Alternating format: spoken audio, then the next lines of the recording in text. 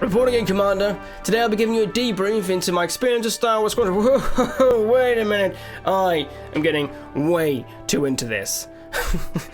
The Rogue Squadron series is something I've always held near and dear to my heart. And to this day, on the Nintendo GameCube, it is still one of my favourite titles over there. So when they announced this in July to be released in October, I pre-ordered it instantly without checking any of the content for it. Please do as I say, not as I do.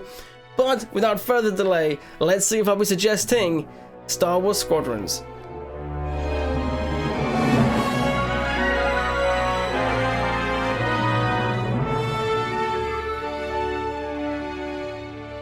Squadrons is a hybrid of the Rogue Squadron and the X-Wing or TIE Fighter series. There's a large emphasis as a Star Wars flight sim whilst maintaining some arcade aspects that Rogue Squadron is known for.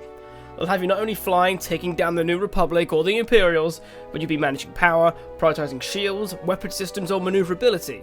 And another big shift is while this has a story experience, the focus here is on the online with a rank system, arguably giving it much more play value. This game made a bold decision right out of the gate, which immediately split fans, and that is the decision to go first person only. As someone who plays every single flying game in first person, including the latest Battlefront 2 and Rogue Squadron, I loved this, because sometimes I felt disadvantaged for not adopting the third person view, and being as competitive as I am, it could be frustrating, but don't worry, I usually do find a way to make it more difficult for myself anyway. Minimal UI, that's how I did it. However, it does a bloody good job when it comes to immersion. At the time of this video, I am yet to try VR. I just bought a new PC, but I could be waiting a while, because you know, shortages and all that. Anyway, being seated in the cockpit is a great feeling. They have fully integrated the HUD into the many devices in front of you, so while some things can't be followed like easily tracking a target, they are on my radar, so I can get a rough idea of their bearing and go from there. But maybe when I get serious about ranking, I'll turn it back on. In your cockpit, you will see everything you need. A radar to track your enemies and friendlies, a throttle, which, a nice thing about that is that if it's half speed, your maneuverability is significantly better, which is not only indicated visually, but audibly with its beeping too. There's a display for your ammunition, how much charge your blasters have, and one thing you'll be staring at is the power levels, but these will vary depending on which side you're on, so I'll break it down further. The New Republic has shields, so there are 3 power levels to watch. These only fluctuate when you move them, so you don't have to worry about power depleting. You can only divert to one system at a time, or an average setting across the board. These help with recharging what you divert to. So for example, weapons will add not only a slower depletion and a faster recharge, but more damage too. Powering your engines will make your base top speed slightly higher, but while this is active, your ship will passively charge a boost for the extra bit of go if you need it. Last off is the shields. When you divert to these, you can essentially double the strength of your shield. Now what adds more management to this is that you can actually go for less overall coverage and separately focus either the front or back, which allows for some possibilities. Need to take on a Star Destroyer or a head-on dogfight? Focus the forward shields. Need to run away but you're being lit up? Focus the rear shields. These changes will make some big differences as there's always a give and take. Is it worth pouring into these shields if your speed is slower, making you an easier target, or would you rather be an all-rounder with everything slightly better but master of none? And it's that on-the-fly thinking, pun intended, that will make a huge difference for you as a player. The Empire ships have 2 key differences, one being that they have no shields, so there is less power to manage, but obviously it needs something to give it an edge, and that is the emergency power system. All Imperial ships have the ability to pour all of its power into either its speed. For an instant, fully charged boost, it will render your weapons useless, but there's an instant getaway or charge at someone. If you're looking to annihilate a capital ship, but normal power just ain't cutting it, get an emergency charge into your weapons, thus getting more damage to finish them off, which I feel makes them perfect for hit and run strategies, whereas the Rebels have much more of a preservation options in comparison. Every ship has its advantages and set roles. The support role is covered by the U-Wing for the New Republic and the Reaper for the Imperials. These can not only help with damage, either iron shot to disable or normal blasters, but its primary focus is supporting the squadron, with additional shields, repair droids, and even leaving turrets in defense of important areas. And thanks to the targeting system, it isn't hard to find an ally to help. Next is the A-Wing / TIE Interceptor. These are weaker but significantly faster and more maneuverable, ideal for hit and run and dogfights. X-Wing and TIE Fighters, these are the Mario of the game. Master of none, but good at most things. It's not as fast as the A-Wing, but it's faster than the Y-Wing. And I like using these when I don't feel like returning back to the hangar for what is meta at the specific moment. The Y-Wing or TIE Bomber is tough, slow, but great at damaging capital ships and frigates, and it's pretty uncommon to see these in dogfights, but you will plenty of times in fleet battles. There are cosmetics, both skins for the ships and stuff for inside, to make it feel more homely. Personally, it isn't my TIE Fighter unless it has a mouse droid, but you can also get a holo projection and another model put in, and I love that you can preview this and step into the cockpit, look around and make sure it's still somewhat practical. But the whole feel of inspecting your ship in the hangar just adds a personal feel.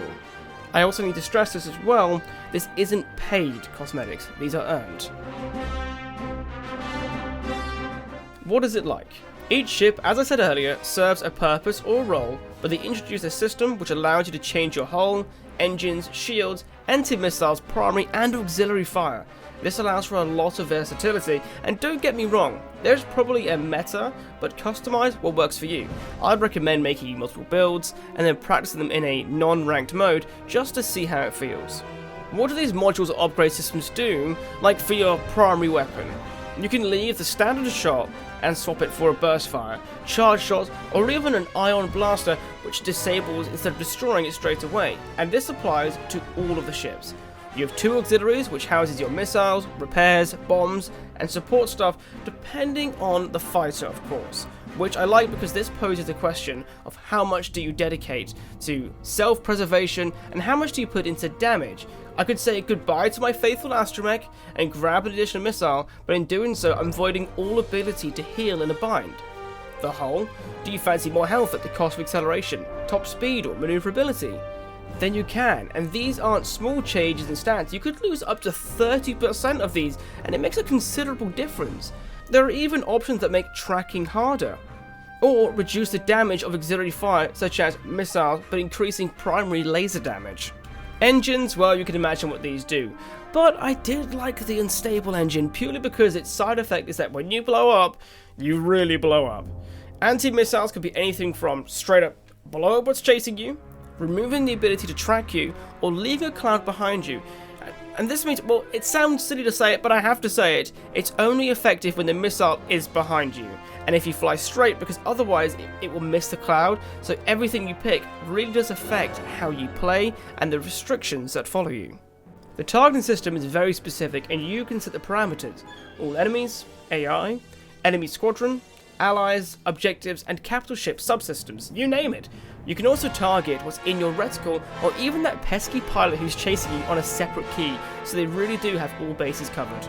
Well, these changes are cool and all, but how does it feel? Well, it's very responsive.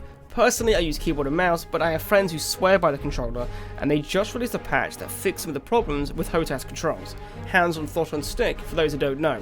Some will feel like tanks, others glass cannons, but in the end, it sounds obvious, but it's more on the choices you make.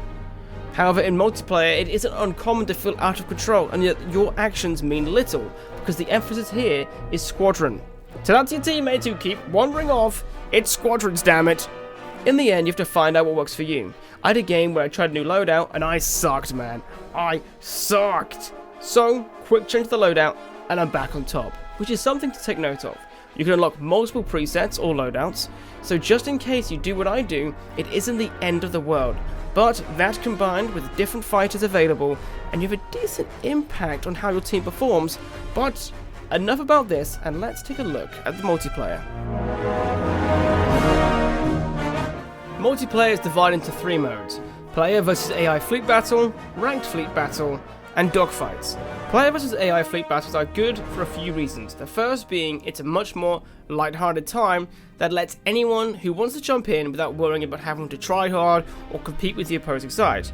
Don't take that as oh, it's easy, because it's not.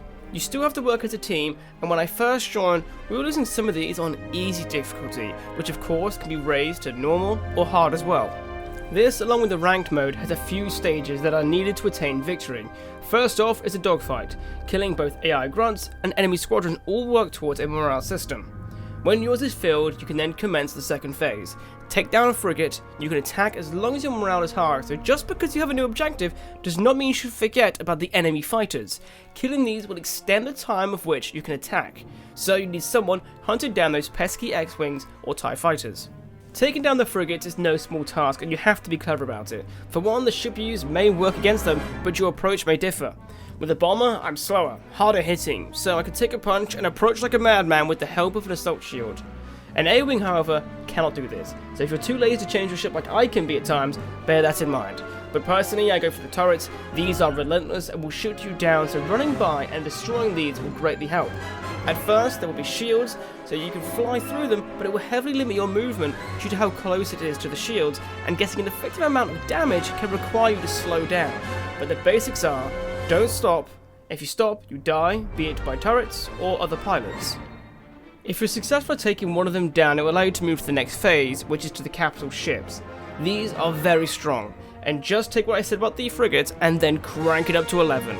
These have components, so the first thing you have to do is take down the shields. They have 2 generators. Destroying one will temporarily knock them, but both will permanently remove the shields. Only 2 components will remain after this. The targeting system, which controls the turrets. Destroying this will make your life way easier. These can go first, but you have to go under the shield and do a few runs, which could get you killed rather easily. Last off is the power system. Destroying this will create fractures all over the ship. Shooting these will cause serious damage, but you cannot shoot the same one. Blow it up, move to the next one. All that combined takes down a capital ship. This never happens in one go unless your team is crazily on it. This will be broken up with defense phases of your frigates, capital ships, maintaining morale to begin the counterattack. So, while I made it look super simple, this actually can take up to 30 minutes. In the early levels, you will lose more often. It will be messy and uncoordinated. A friend of mine who recently joined a competitive team has told me this is not the case later on, which to be honest, I cannot wait for. You guys know I love to get competitive, and even casually, it's just fun. Some of my favourite missions in Rogue Squadrons was simply just taking down a Star Destroyer. The mode I saved till last is the dogfights. These are, well, dogfights. Because it's an unranked mode, I would use this as a means to practice fighting other ships, working with your fellow squadron if you're playing with mates. These matches don't drag on, so if you have less time, I would cram these in personally. Ranked mode currently has one glaring problem, and that is the quitter issue. If someone quits at any stage of the ranked match, it will not count towards your rank or MMR. With matches being 30 minutes long, this is a huge time commitment. So knowing it won't count, and the quitter won't have any punishment like other games, just makes it worse. I played 4 matches, 2 wins and 2 losses. But the other team being mad about losing, they quit. So my qualifying matches only has 2 losses, and not 2 wins as well. I can imagine this will get fixed, but this is my one big frustration with this game. Besides, you know, not being able to walk around the ships and take off myself.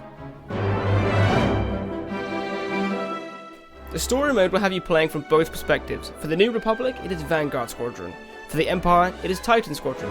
A very brief summary of this: as the New Republic, your squadron will be protecting and helping facilitate a new technology to give them an edge over the Empire.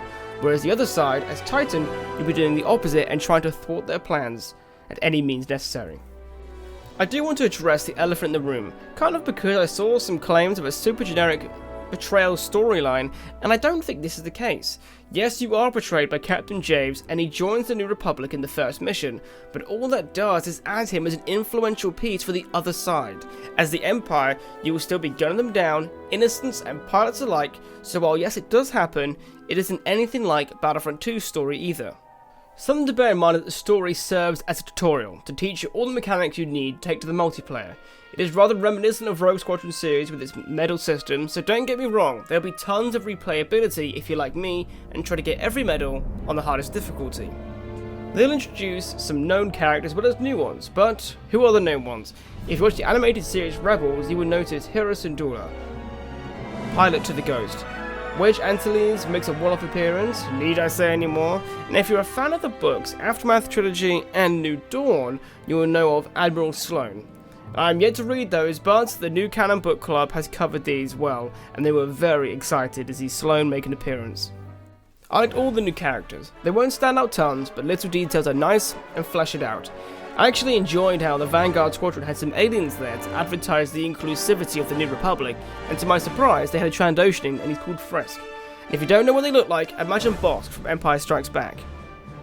Kyo Venzi is a Muralan, I'm going to get these names wrong, I'm sorry, the same as Jedi Master Luminara, and Kirokuva and Mimbanese, which I haven't seen before, and they even have someone with Imperial heritage, and before Grasalia finished saying her name, I was like, that is such an Imperial... Oh, yep, yes she is, and she is guilt-ridden due to the fact that her family builds TIE fighters for the Empire, but they have a very strong sense of togetherness and show times where they have been on the verge of leaving, but their sense of family prevented them from doing so. Titan Squadron showcased the Empire pretty well. With the traitorous Captain Javes gone, you have Shen, who's been shot down and rebuilt so many times he refused to take off his helmet, which that too is battle damage. He lives to serve the Empire and to fight till he drops. His retirement plan doesn't even exist. Gray was my favourite. His CG short release before was so bloody awesome, but he's a typical Imperial who just wants to do what he needs to do so he can retire with his husband on a nice planet. Rella Sol turns everything political. We all know someone like that, but every time she talked, it's like, hey, this could be a good chance to turn it into a run for office. We need a Senate, but not that terrible Republic one. Sure thing, Rella. Last up is Havina Vonrek. I think I'm saying it right. She is there to fight and take down rebel scum. Loses her cool in a fight, so she constantly being reined in from going ham to kill every enemy in her way. Overall though, the story is engaging, missions are fun, briefings add to the immersion. I would personally wish we could walk around the ship, but it's clear this was designed around VR and reducing motion sickness. But man, let me walk around the ship and take off, damn it! Will you have fun though? Yes. But it's clear with its 12 missions, they are preparing you for the main event, multiplayer. Star Wars Squadrons is everything I want it to be. I'm going crazy learning all the tricks of flying an X-Wing whilst playing with friends regardless of the platform. And in a time of isolation and lockdown, that only makes me appreciate it more. They blend the technical with the fun by giving you a nice degree of control with systems, but they don't drown you in them. A single playthrough of the story takes roughly 8 hours, not including medal replayability, but with the online system and the ranked mode, it's very clear there are plenty more hours to be had. Hopefully soon they'll release some patches that fix the problems I mentioned earlier, but before I rattle on all day, I think it's clear. I am suggesting Star Wars Squadrons. If you've made it to the end of this video, thank you so much for watching today. Honestly, it means the world to me. And on the back of that, I'd like to make a quick announcement. Doing Star Wars Month lights up a huge passion with me, and it just makes me so happy all the time. And I've always wanted to make Star Wars content, but I don't want to make it here. And the main reason being, I like to give you guys my concise, in-depth opinion on video games. And sometimes it crosses over, like Star Wars Month. It's the entire reason why I created it. And that means I get to show off all my Star Wars shirts. But, I digress. We are starting a new channel to run alongside this one, called Qui-Gon Ting, after my favourite Jedi. So you can expect the link down below. And last off, I'd really love just to thank our continued support from the Patreon members. So thank you very much to Super Tanukian, Samson, MRC, and Sly. Your continued patronage means the world to me. Have a great day.